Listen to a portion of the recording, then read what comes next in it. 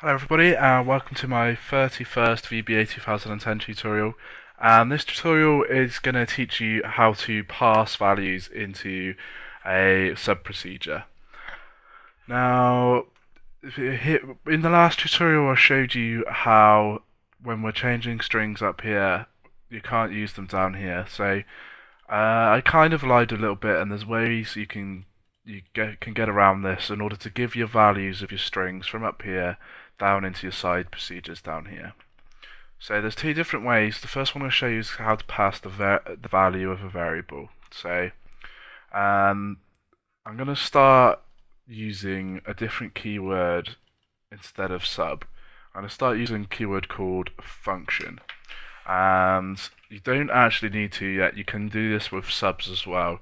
But anything where it's not a procedure that's going to run, so it's not your main procedure that's going to run, it's just something that's only ever going to be called, I always put as a function, just because then when you do your F8, it's not going to pick this one up. It's only something that can be called from your other sub procedures from within your code, so other people won't be able to spot these. So, and it's just kind of tidier. People know if it's a function that it's designed to be something for your code to call, not something for the user to call.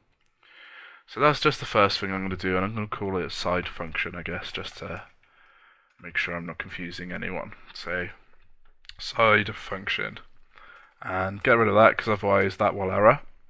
And so, what we're going to do now then is we're going to have a string. So, I have been given a value in main sub,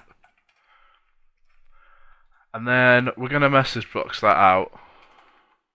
So this message box out the string, and then we're going to call our side function, and we want to pass it that string. So for starters, just put your brackets, your parentheses after your call. So, and then the name, and then we're just going to pass it that variable.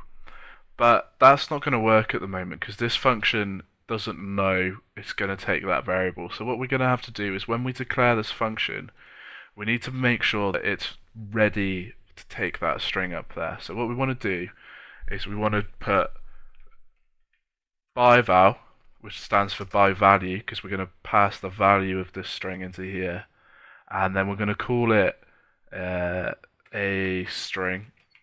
Doesn't have to match the variable name up here, and then we're going to put it as string. So it's kind of like declaring a variable, except we're putting a by val at the start instead of a dim. And then when we pass this string through, it's going to take the value of that string and it's going to put it into this function, and then it's going to store that string in a variable called a string.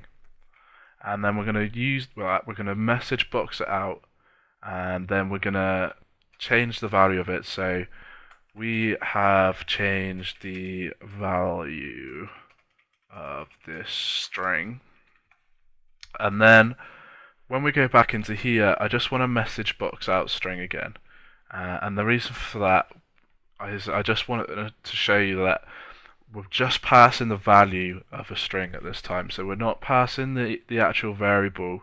So this function still is not going to have scope on this variable. It's still creating a new string. It's just that this time we're giving it the value that we've assigned in this one. So they're kind of linked in one direction, but they're not going to get linked backwards. So let's play this now. So play. So I've been given a value in main sub.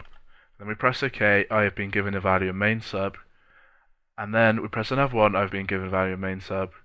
And then we realise that something's gone horribly wrong. And that's because we forgot to put our extra message box in. So let's put in message box a string. So we changed it, but then we never actually did anything once we changed it. And let's just press play on this again so we can see it. So I've been given a value in main sub. I've been given a value in main sub. So now we're in the side sub. And now we've changed the value of the string in the side sub. And then we've gone back into our main sub and we've been given a value in main sub. So just to reiterate one more time, so we've given this string a value, messaged it out.